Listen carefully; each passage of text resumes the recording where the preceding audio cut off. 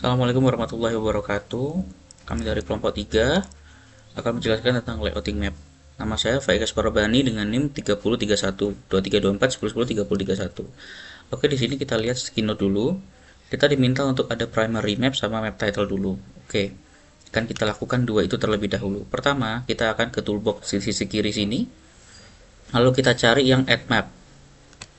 Seperti ini. Kita mulai dari sini saja, nanti akan ada grid soalnya. Ini kita cukupkan di 200, mungkin kita extend di 250 aja biar agak gede mapnya ya. 225 aja. Kegedean 250. Segini aja udah cukup menurut saya.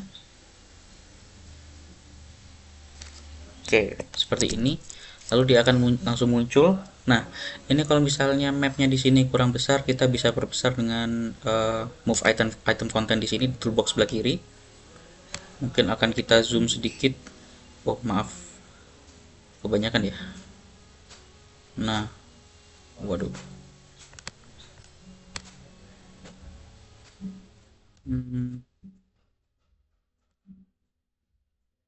Mungkin segini cukup. Lalu tadi ada title map, maka kita akan bikin title map. Sekarang kita toolbox sebelah kiri sini kita add label. Karena di sini mapnya sudah termakan tadi, kita kasih map titlenya di bawah saja, nggak apa-apa. Seperti ini. Kita tambahkan dulu dengan nama pemetaan tempat sampah, atau kita bikinkan sebaran saja, sebaran tempat sampah di Universitas Jember. Nah, seperti ini. Kalau ingin kita edit karena di situ terlihat sangat kecil sekali ya, kita ke bawah dulu, kita ke font. Ini kita bisa ganti fontnya. Nah, kita klik fontnya di sini. Nah, di tampang ABC ini ya, kita cari misalnya kita ingin yang, kita cari yang ini saja ya, yang sangat banyak dipakai sama orang-orang, yaitu Times New Roman. Tidak harus Times New Roman, kita bisa stylingnya menggunakan bold agar agak gede sedikit, lalu terubah ya. Nah, kita bisa menggunakan bold. Nah, di size ini akan saya besarkan agar lebih terlihat seperti itu. 30 mungkin. Oh, cukup 29 ternyata. Dengan opacity 100%. Nah, ini kita defaultkan saja. Ini kita Ctrl S untuk kita save agar tidak bisa diubah-ubah lagi. Nah, ini kita agak oh maaf, ini bisa langsung saja di horizontal alignmentnya kita center aja biar dia tidak usah digeser-geser. Nah, seperti itu dia sudah center. Sudah jadi ada primary map. Lalu juga ada apa tadi? Map title-nya. Sekarang kita bikin untuk scale bar-nya.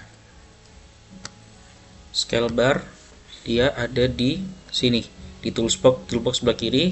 Tinggal klik add scale bar aja. Kita akan tambahkan di sisi kanannya mungkin seperti ini saja. Ini bisa kita perbesar.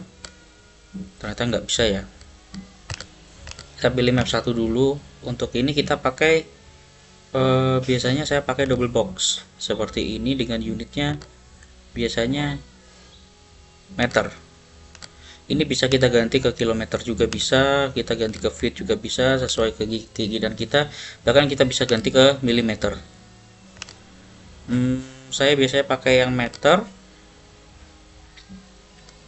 Untuk number formatnya ini kita defaultkan saja seperti ini. Metodenya kita ya betul, sudah ke average, top, middle, and bottom scale. Kalau misalnya calculate top of map bisa, tapi kayaknya ini nggak ada bedanya. Lalu untuk appearance-nya ini hanya di styling saja sih. nggak terlalu ya penting juga sih untuk misalnya kalau kita ingin bentuknya tambah bagus ya. Udah sih sepertinya itu saja untuk scale barnya. Ini bisa kita gedein. Oh, untuk ini seperti ini. Oke, selanjutnya kita akan kasih dia north arrow. Caranya kita kasih north arrow gimana ya? Seperti yang tadi ada di toolbox. Ini ada north arrow. Tinggal kita klik saja. Saya biasanya akan menimpa north arrow itu di peta biar lebih terlihat seperti menyatu gitu ya, menjadi suatu kesatuan dengan petanya seperti itu. Saya biasanya akan menggunakan ini, kita bisa ganti north arrow-nya sebenarnya. Ini kita bisa ganti gambar arrow-nya dengan kita klik di item properties di sebelah sini tuh. Lalu kita ganti sesuai keinginan kita. Biasanya akan saya pakai yang ada tanda N-nya biar lebih terlihat bahwa north itu ke atas. Ya tanpa itu pun sebenarnya orang-orang juga udah tahu sebenarnya sih. Cuma kita lebih jelaskan aja. Belum terganti ya.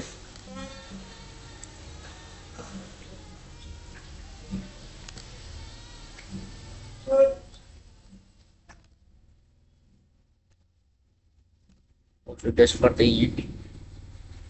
Nah, biasanya saya pakai yang ada tanda north-nya.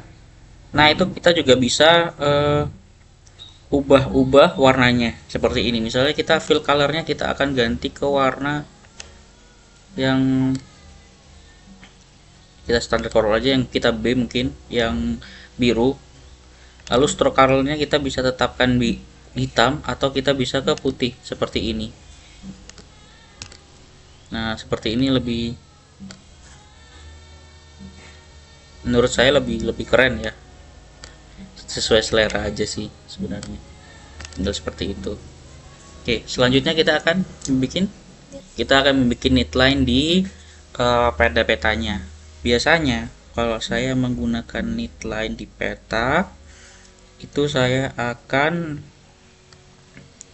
menuju ke grid terlebih dahulu. Kita akan tambah dulu gridnya.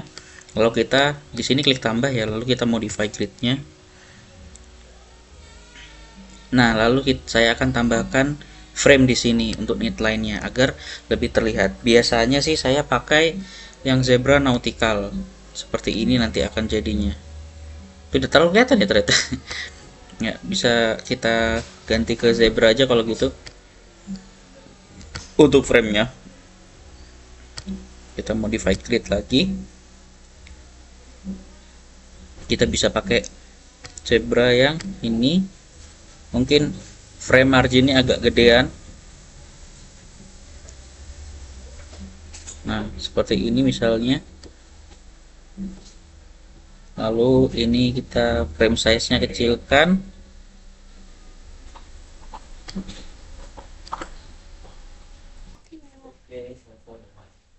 Frame line thickness.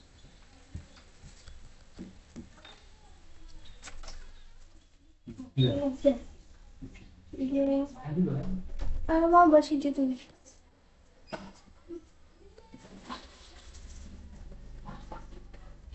Nah, ini bisa kita ganti misalnya ke putih, atau ini kita ganti ke putih.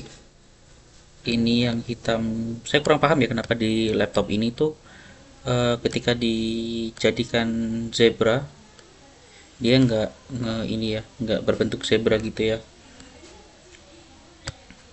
Jadi mohon maaf. Ini bisa kita hitamkan lagi. Mungkin ini kalau frame fill colornya bisa kita jadikan hitam mungkin, atau putih lagi ya. Iya bunda. Nah, udah seperti ini. Lalu kita bisa draw koordinat di sini kalaupun mau. Selanjutnya apa? Selanjutnya kita akan membuat neatline, atau misalnya kita ngomongin frame aja ya untuk map ini.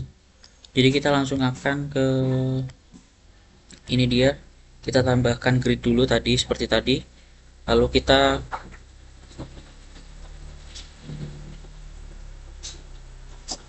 kita modify grid. Di modify grid ini kita akan mencoba untuk langsung enable frame aja.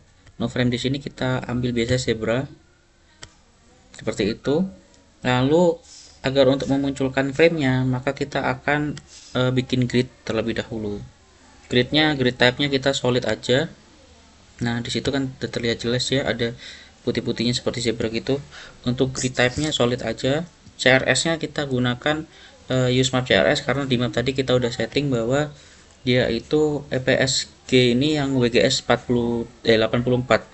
Nah, kita use map CRS karena itu sama aja. Untuk intervalnya kita bisa milih cm atau milimeter, tapi karena di sini saya pakai ininya juga milimeter, jadi munculnya di milimeter.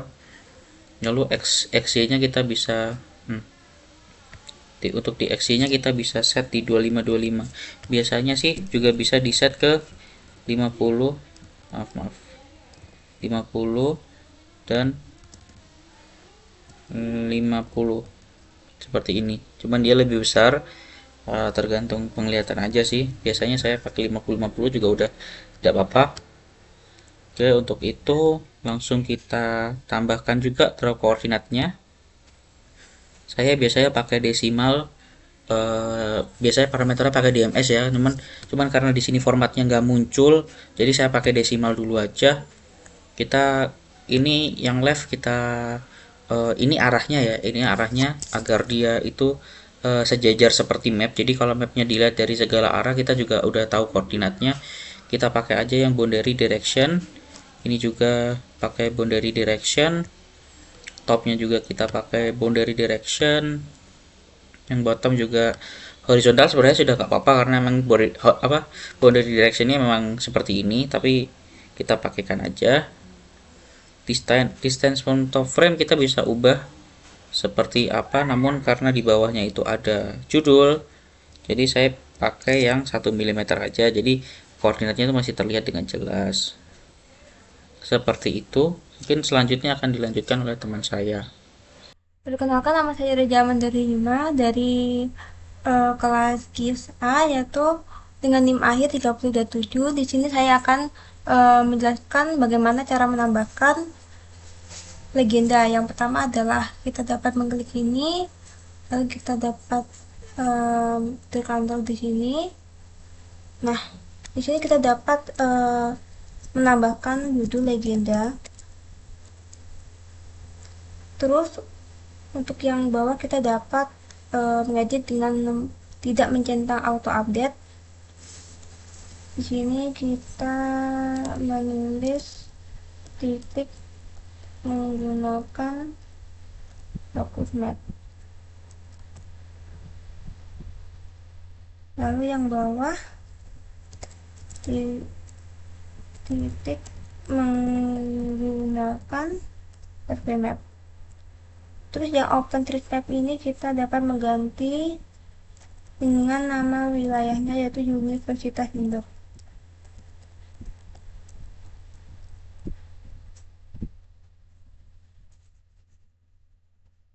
Di bawahnya kita dapat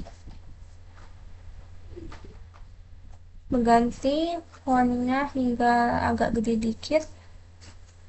Terus kita taruh di senternya. Nah, setelah itu kita dapat menambahkan sebuah peta kecil di atas ini. Nah,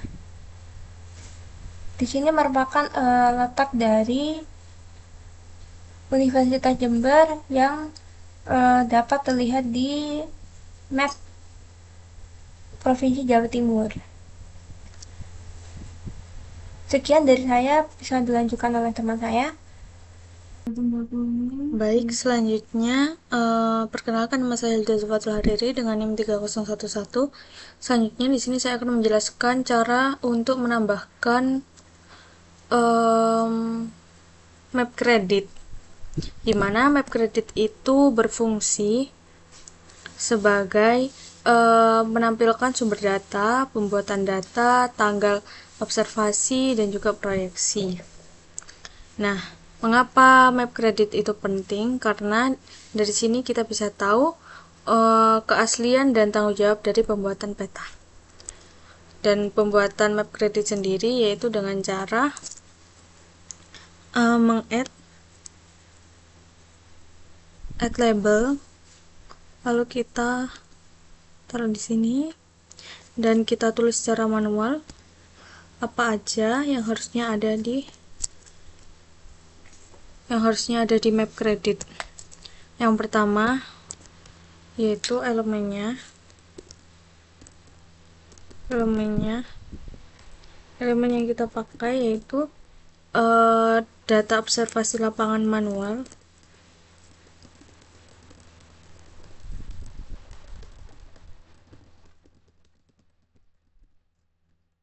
lalu selanjutnya ada data source.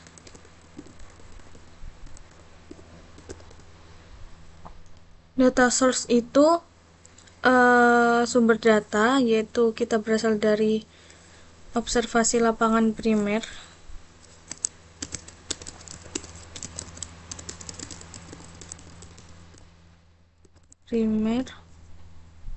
Manual menggunakan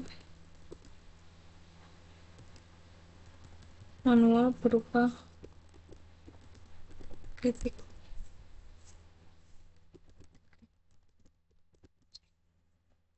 Selanjutnya ada orang yang survei.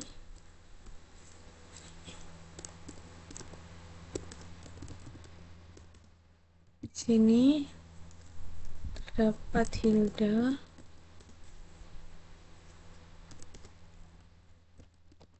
Baik, dan Nanda. Lalu selanjutnya ada tanggal observasi.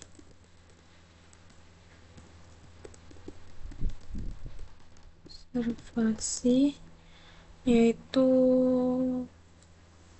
tanggal 20.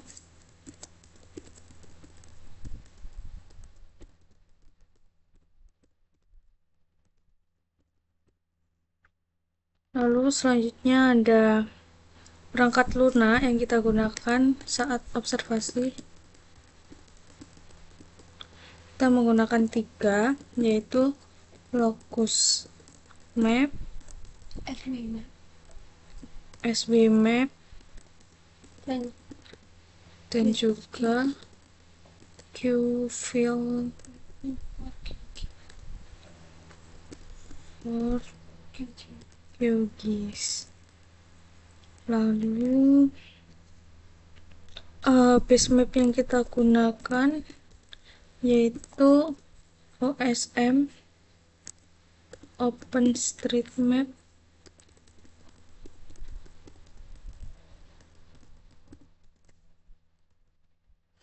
lalu untuk tanggal pembuatan peta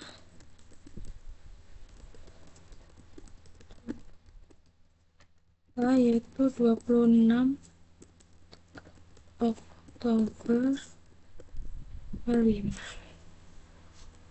Oke.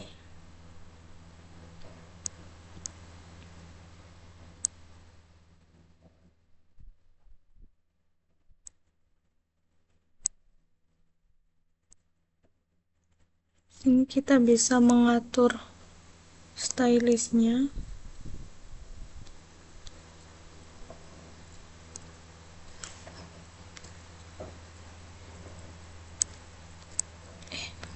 Udah wis? Ya. Tapi disclaimernya belum. Disclaimernya tuh apa isinya tuh? Cuma kayaknya cuma di sini deh. Biarin wis, ditambahin gini aja. Lalu sekarang kita akan membuat disclaimer, yaitu disclaimer itu mempunyai fungsi yaitu menyatakan batasan atau tanggung jawab hukum pembuatan peta. Kenapa penting? Karena untuk melindungi pembuat dari kesalahan interpretasi atau penggunaan data. Nah, untuk caranya sendiri sama seperti kita membuat map kredit, yaitu dengan add label. add label, lalu kita tambah di sini dan kita tulis secara manual. Nah, untuk peta yang kita gunakan disclaimer-nya yaitu data yang berada di dalam peta ini bersifat asli.